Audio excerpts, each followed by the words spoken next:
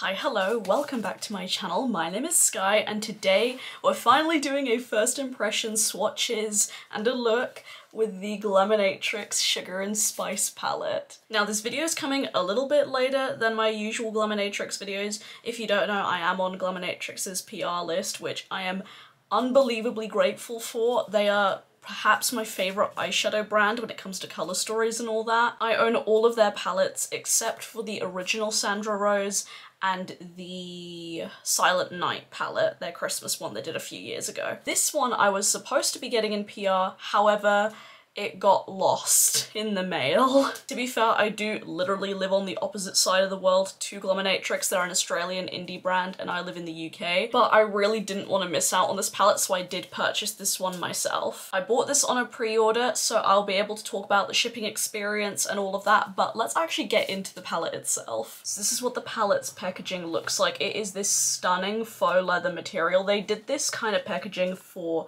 Glamorous. This is what it looks like inside. It is a 15-pan palette with 8 mattes, 1 sparkly shimmer, 1 multi-chrome, and 3 duochromes. That's the breakdown that the brand has said. All the mattes in the center are these neutrally tones, basically cool toned, I think. And then we have some pastels at the bottom and some fun shimmers at the top. I think this color story is really, really unique.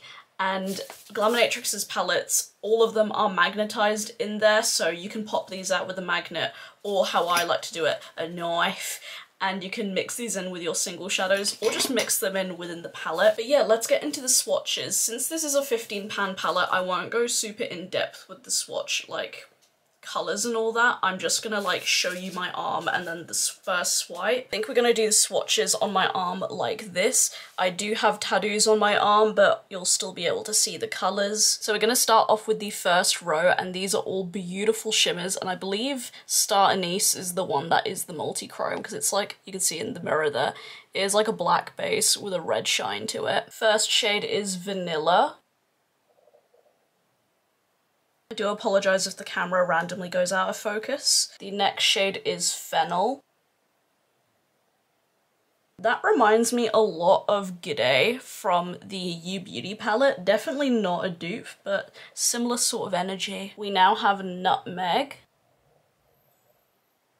That is a really foiled shade. I don't even need to build these up. They are just so perfect. Next we have the shade Mustard. This one's a lot more textured and softer in the pan. The last shade in the top row is Star Anise, and this is the multi-chrome. That is beautiful, man. Okay, we're moving on to the second row, which has the majority of the mattes. They are all neutrally shades. First shade is Meringue. I will be building up these mattes. Next we have Brulee. Can't lie, this is basically the same shade. There is an undertone difference. Brulee is like very slightly darker and more peachier, but like, I don't think we needed both of these shades. Next is Sticky Date.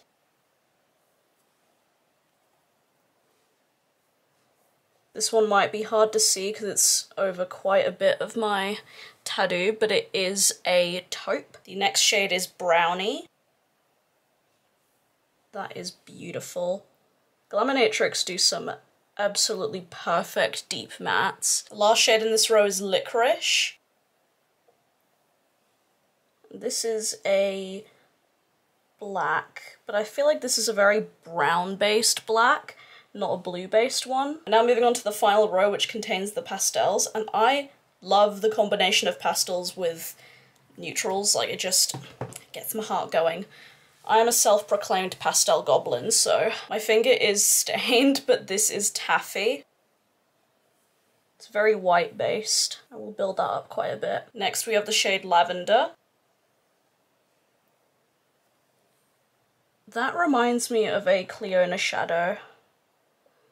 It reminds me of Glazed, without the gold like sheen in it. Next we have the shade Gumdrop. Now these sorts of purple mattes don't really swatch that well. I always find, I'm pretty sure like all of the pale purples that I've got in my collection swatch a bit weirdly. Next shade is Basil. Oh, that's pretty. Don't know if you can see the shine there, you can see it there. Doesn't have much of a base colour to it, but it's got that beautiful blue purple like duochrome to it. Super sparkly. These are the types of shades that I always buy in single shadow form because they always catch my attention. And the final shade we have is Mint. These pastels are very white based. They're more so white based than others that I've used. Those are the swatches of all of the shades. My lighting isn't really suited for showing like duochromes and multichromes, but I think you can get the idea there. Right, so let's move on into doing an eye look with this one. I'm gonna try and use as many shades as possible. I like to try and do that in these first impressions, but there's 15 shades. I don't have 15 eyeballs. What? As per, we're doing one eye at a time, and I'm priming my eyes with Milani eyeshadow primer and not setting it. I do really want to use the Star Anise multi-chrome. Okay, I'm gonna start off by using Sticky Date in my crease. Just in the outer part of my crease. This isn't really a blending brush, but it's the first brush I grabbed and I cannot be bothered to get a different one. That is nicely pigmented. I love Glaminatrix's matte formula. I mean, their eyeshadow formula is just one of my favourites. It blends so effortlessly, like, I'm barely having to work with this. I'm gonna run that on the outer part of my lower lash and connect it to the top. That is a very unique shade. It's like a greyish taupe with an olive undertone, and I really like that. I don't have many eyeshadows that sort of shade in my collection. Okay, I'm next gonna go in with Brownie to deepen things up a bit. Taking that on my favourite Nabla small blending brush. And this shade's gonna bring a bit of warmth to everything. So far these mattes are performing just how I expected. I might have noticed that I've left the inner portion blank because I'm trying to figure out if I want to do like a pop of something there with one of the pastel mattes, but I kind of want to make this look like sultry, so I might use this as my lid shade. Don't think I'm gonna have a pop of pastel because I really want to have like a grungy makeup look today, so I'm just gonna go back in with Sticky Date and plop that here. I promise though in my 2 looks plus review I will use them. I'm going back in with Brownie. Just adding a bit more. And I think I'm going to take a touch of Licorice on this brush and just like focus that on like the really outer part here. I don't want to put too much because I don't want it to like overtake the look. Just tapping that on. Working very gently because this is quite pigmented. I prefer having like a dark matte eyeshadow that's like really pigmented right off the bat, and then you have to be careful blending it because there's nothing worse than having a deep shade but you have to layer it and layer it and layer it and layer it. Like, no, that, to me, that's just not what I like. I know I said I didn't want it to take over the look, but I low-key think I did. But I'm actually not mad about it. If you're not new around here, you know that I use this with every single shimmer shadow in my collection, so it's only fair to use it in first impressions. With my oily hooded lids, I need a tacky base for things to stick to. Now I'm gonna take Star Anise. I'm really excited. I don't think I own a shade like this in my collection. That's a big fat lie. I do have I have like a liquid shadow that's in this colour, but I do not like the formula. So hopefully I like this formula a bit better. And I actually don't really own many black-based multi-chromes, but that is, oh, that's so pretty. Okay, let's wear it.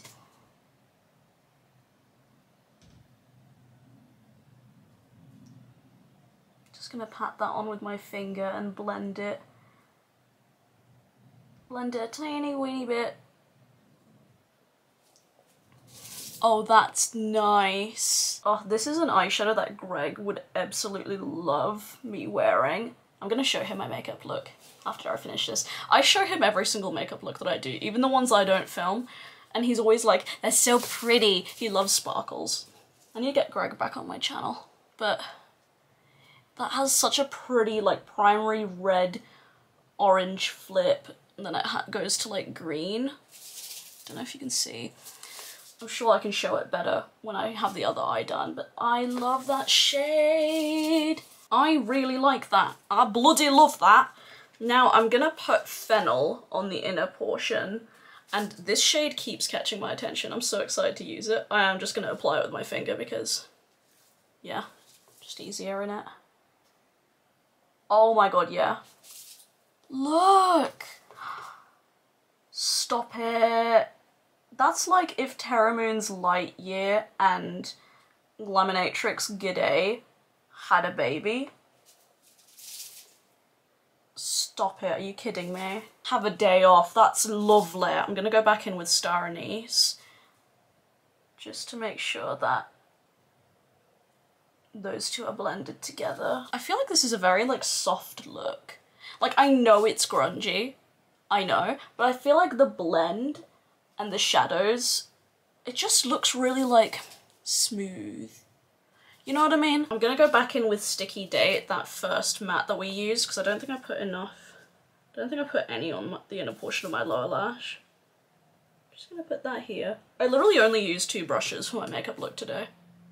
It's one of those days. I always feel a little bit guilty when I do like simple makeup looks like this, but like, I don't know, why am I feeling guilty? This is still pretty. Right, so I really want to take Vanilla. This is such a pretty, it is like the perfect sort of vanilla-y shade, because it's that like white with a gold flip to it.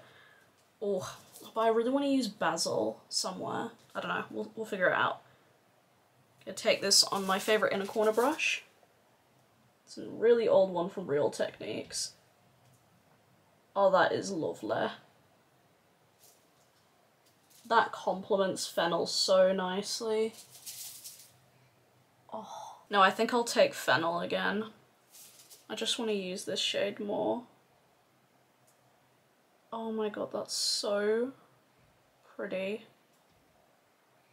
I really want it to have a moment to shine, because it's not shining as much as it should be on my lid. Purely because Star Anise is there. You know what? I really think that this is such a simple look. Like, this was so easy for me to do, right? But it is so pretty. Oh, I really like it. Okay, I'm gonna go off camera, finish up the rest of my makeup, and I'll be back to talk about the shipping experiences, the price, and my first impression. Alright, I've finished up the rest of my makeup. If you're curious about what I used, for mascara I used the Lottie London Super Fake. For my eyeliner, I use the black Oden's Eye Solmane gel liner. The shade is number 15, but it's the black one. I also use the Kaleidos Cold Smoke Lip Clay. I don't know if this lip clay really suits the vibe. I'm not too sure. And this is the completed look. Hopefully you can see the shift of Star Anise on my lid there. It is so gorgeous. So this palette retails for 76 Australian dollars, which in pounds is £43.69. I'm gonna round it up to £44. And then I also paid the root package protection, which is automatically applied to your basket, and that is £3 Australian dollars. I am rounding things down / up, by the way, because yeah. International shipping was 20 Australian dollars. What is 20 Australian dollars in pounds? $20 equals £10 and 28 pence. There you go. £10.30, we'll round it, for international shipping, which in my opinion, that's pretty reasonable. I feel like anything under £15 shipping international is actually really good. Just for a comparison, Shroud's UK shipping is about £25. I know, it's a little bit mad. I did also use a discount code, my friend Jazz's code, and that saved me $8 Australian dollars and 80 cents. So yeah, there are discount codes for Glaminatrix. I know my friend Jack also has one. I think my friend Lisa, Bizarre Revolta, has one. Jack's username is Jackal Frosty on Instagram. Jazz is Jazz Loves Makeup, and Lisa's is Bizarre Revolta. And currently this palette is in stock, but I did purchase this on a pre-order. They said it'd be a 4-week wait, and I waited. But when it did ship, it shipped fairly quickly. Let me look at the history.